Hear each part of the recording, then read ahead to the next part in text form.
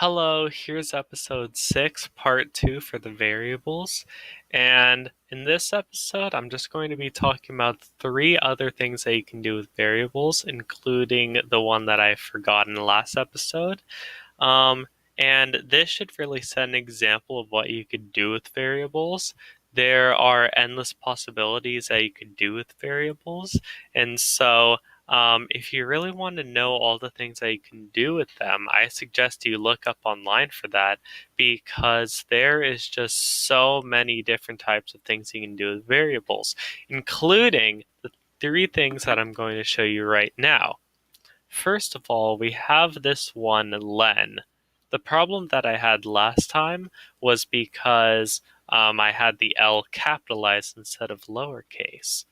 So the variable that we're going to do today is we're just going to do name equals and then the string of Jake. That's who we're going to have. That's what the name is going to be for our character. And if we use this len code, you can see it highlights in purple right here. This is actually going to give us how many characters or how many letters are in our variable. You can see we put our variable inside of the len code, and it gave us 4 because Jake has 4 letters. Of course, you could give this many different things, but yeah, maybe you could set a limit to how many different characters that you could have in a name or something like that.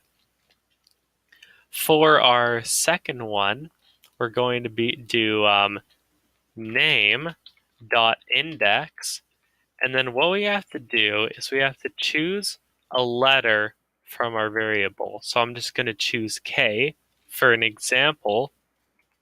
And what it's going to do is it's going to give us 2. You might wonder why it actually gave us that. So each and every letter in our variable has a certain number according to it, which is the index. The first letter is 0, the second letter is 1, the third letter is 2, and then the last letter is 3. Because we typed the index for K, it gave us 2 because 0, 1, 2. It's the third letter and therefore it has the second index. So it gave us 2.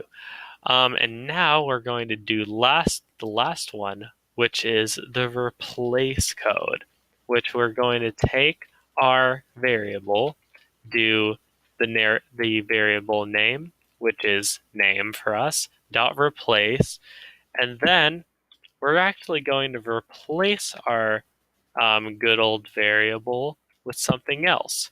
So we take what we want to change first, which I'm just going to take the entire variable. We're going to change the entire thing.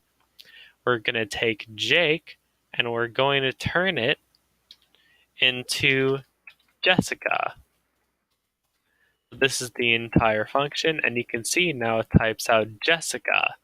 It types out Jessica because it took our variable, it took the entirety of its insides, and it replaced it with Jessica, and then it printed Jessica out right here.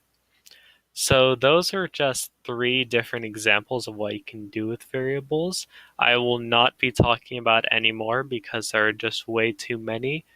But you should be able to use variables a lot in the future of these episodes. I'll see you in the next, and see ya.